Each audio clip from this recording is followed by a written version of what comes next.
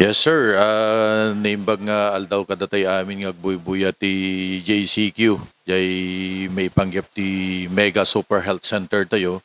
Kahit nagagasgasat ti ili ti Vintar ti intero nga probinsya ti Ilocos Norte ket duwalaeng ti sa ngayon dalawa lang yung nagbalin nga recipient tayo. Ket may isa ti ili ti Vintar ket deta dakkel atulong detoy para kadagiti kakailyan tayo ti kalikagom ko nga talaga makiipay iti napintas a serbisyo para iti salunat ta amo met datayo agad di makel ti away so deti ti may nga problema mi nga taga-away iso nga nalinglagit din ta detoy proyekto ti DOH nga Super Health Center ta ito iket adu ti services nga mabalin nga i-avail dagiti kakailyan tayo ta dati dental services ada dagiti laboratory services ta itoy kada birthing facility tayo.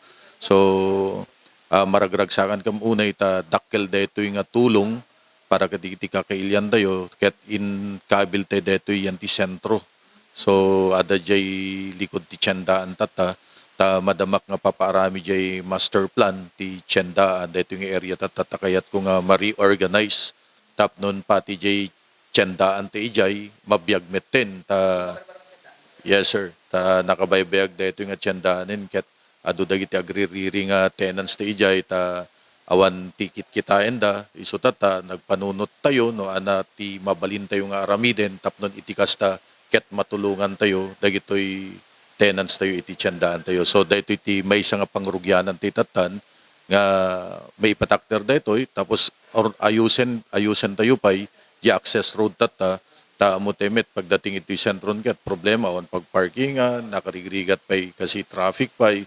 So isujay ko namin nga dapat iyakar tayo nga mas malesen ti traffic at the same time accessible kadagiti kakailyan tayo.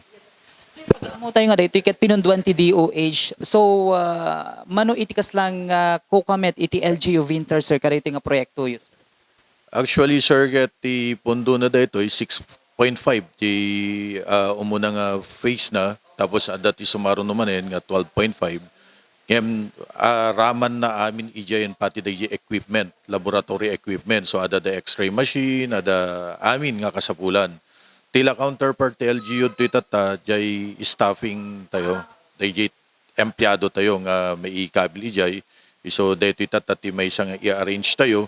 Gawa makita mi nga adada siguro mabunot yan ti RHU tayo nga iso ti may ikabil nga agbalin nga empleyado dyan tapos ag-hire tayo ti kabarong nga empleyado. At the same time, adda ti usapan min with the provincial government nga dito district office district hospital tayo iti Tamdagan biyagen tayo dito although agup operate mit isunan iti 8 hours a day kurang tayo nga ron ti tao ijay. So idinagsarita kami kani Apo Gobernador deta ti naibaken ko na nga willing ti local government unit nga counterpart met kadagiti tao nga mabalin nga mangtulong iti district hospital tayo kaya plano iti ag-hire ti nurses kada midwife kasi deta nga rod ti kayat tayo ket agbalin met nga 24 hours deta district hospital tayo di Tamdagan tapnon dagiti 10 barangays within that area ket handamit marigatan nga mga access ti health services tayo.